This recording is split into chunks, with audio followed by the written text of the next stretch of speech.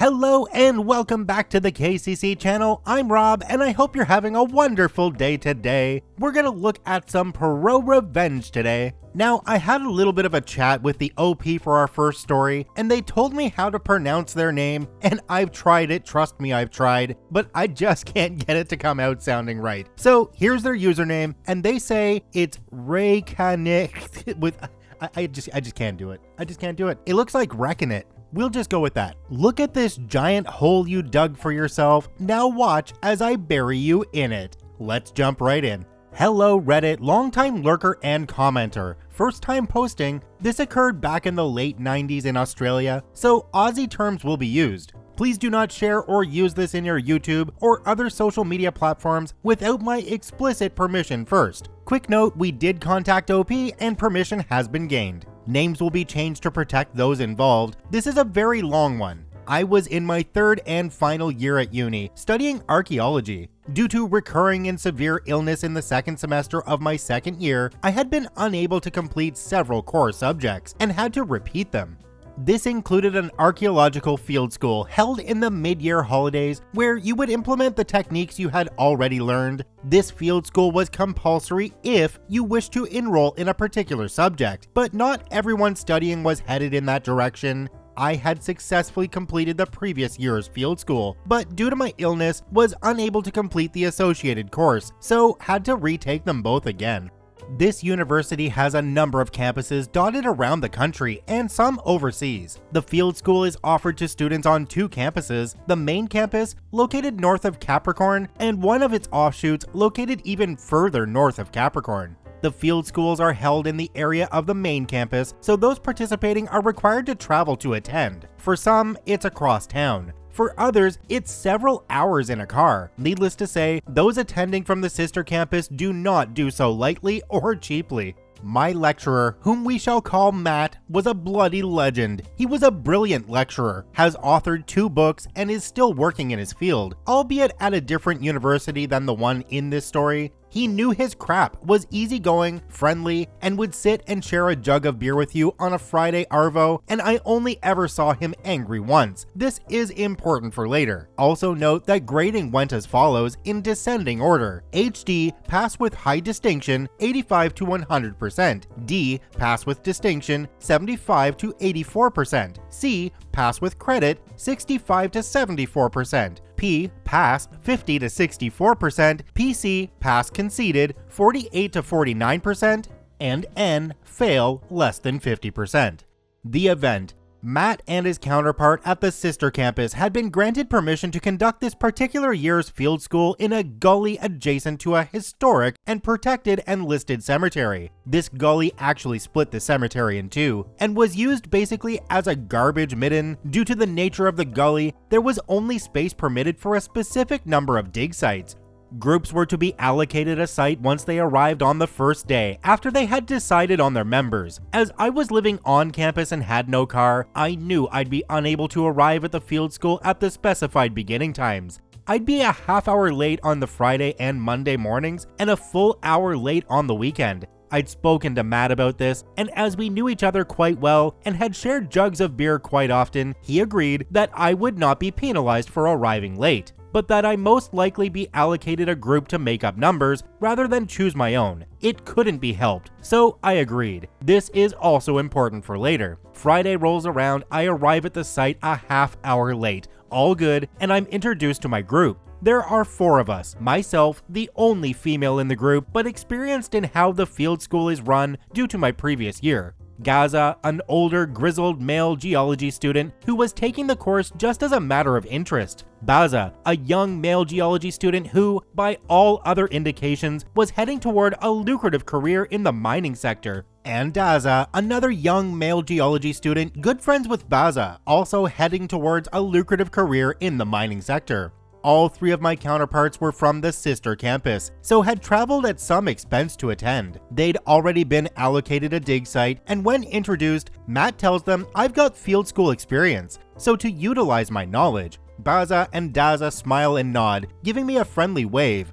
Gaza grunts, But a little later, while surveying our area, we get to chatting. He's a nice enough bloke, just a bit miffed he's been put in a group with a bunch of young craps and was worried he'd be carrying or keeping us in line. Nah mate, I'm here to get crap done, get the data I'll need for next semester, and hopefully enjoy myself as much as I have the previous year. Now let me tell you, Lara Croft and Indiana Jones have royally effed the perception of the greater public when it comes to archaeology. No, Jurassic Park doesn't count, as they're paleontologists dealing with animal remains. Archaeology and archaeologists deal with human remains. A lot of what happens on an archaeological dig is repetitive and monotonous. You survey your area using surveying equipment, sketch and take photos of your allocated site before measuring out your 1 meter by 1 meter dig pit.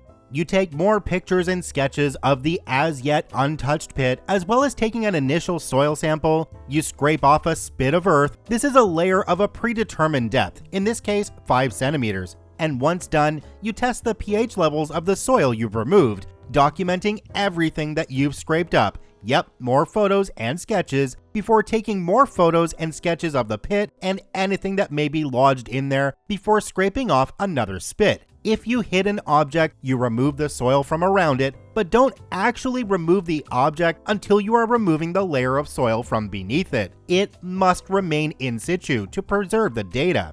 Boring, I know, but is also very important for later. Also important to note is soil composition in relation to how deep you can safely dig your pit before extending the boundaries to prevent soil contamination or the walls collapsing. Our dig site had quite loose, sandy soil, so it was announced that every 50 centimeters down, we would have to extend the sides of the pit by 50 centimeters on each side. It wasn't anticipated that we'd get much beyond 1 meter down, definitely not further than 1.5 meters, so we'd only need to expand once, possibly twice. This was how they had divvied up the entire site to fit us all in. It became very clear very quickly that neither Baza or Daza had anticipated how monotonous the next 4 days were going to be. Both Gaza and I had to repeatedly call them over to assist us with surveying, and when it came to the soil scraping, they were excited at first, but then became bored as we had to yet again record every minute detail.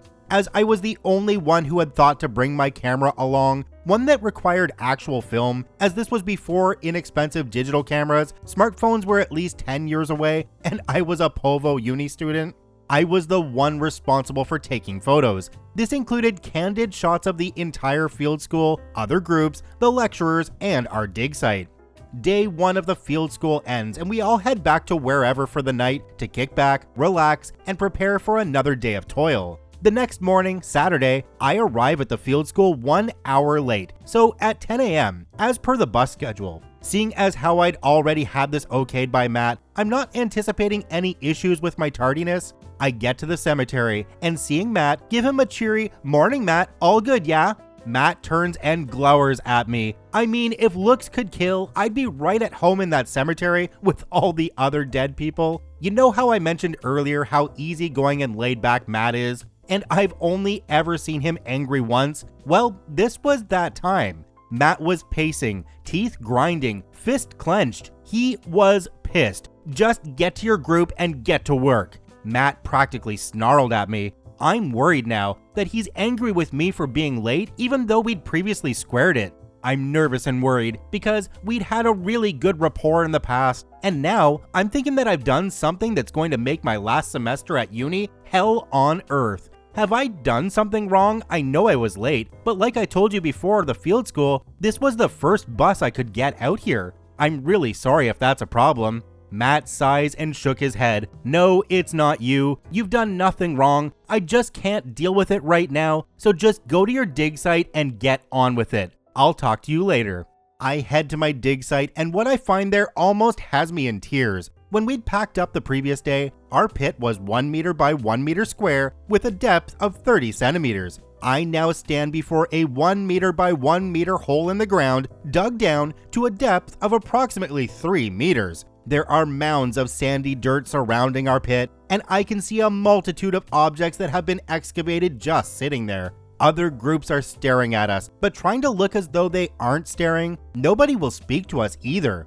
Gaza is livid. The dude is almost apoplectic. Baza and Gaza are both looking very pale and like they want to puke. I'm all, what the ever-loving F has happened here? Who the F did this? It turns out that after everyone had left the site on the Friday night, Baza and Daza and another mate of theirs in another group, we'll call him Keza, got together and got on the piss. It was during this that they decided to continue digging our pit. So they broke into the cemetery with a shovel and proceeded to dig down until one of them passed out crap-faced at the bottom of a 1 meter by 1 meter hole in loose, sandy soil. The fact that the dude managed to wake up and make it out of the hole without the entire thing collapsing in on him is a miracle in itself. Matt had been called out to the site at 3 a.m. by the police, who had been called because one of the residents in the area saw something dodgy going on. Needless to say, Baza, Daza, and Keza were all up Crap Creek in a barbed wire canoe with a rusty teaspoon for a paddle.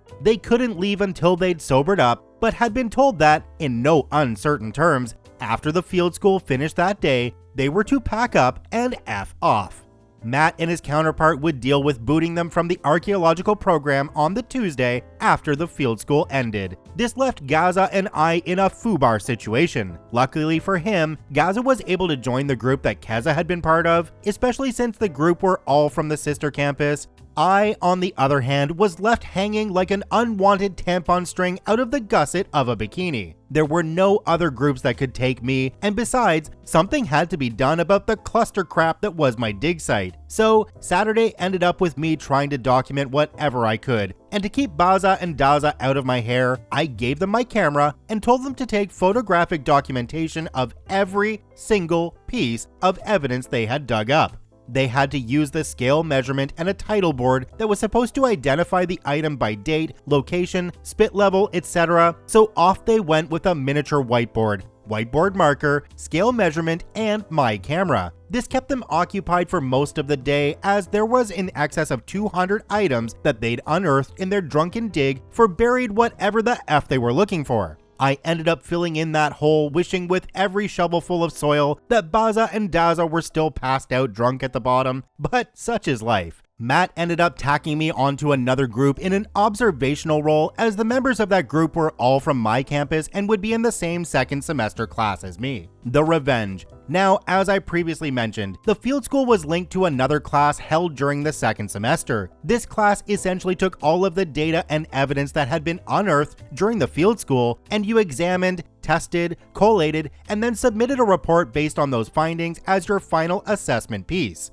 Seeing as how I only had 1 day's worth of actual data and evidence, I could not submit the field school report as required. As this was a core class and I didn't want to have to retake it for a third year, I approached Matt to talk about how we could rectify this into a situation where I would be able to pass and continue with my studies. After some discussion, Matt agreed to allow me to do a field school critique using what had happened to me as, essentially, a how-to on how not to conduct and participate in a field school. I had the data from the first day to use in the class, and then the photos and sketches taken by myself and the dodgy brothers, Baza and Daza, of the objects we'd excavated. After developing the film of the field school, I noticed some interesting things. The candid photos I took on the Friday included shots of Baza and Daza not only behaving inappropriately, but interfering with the equipment we were using, and therefore possibly contaminating the data we had legitimately acquired.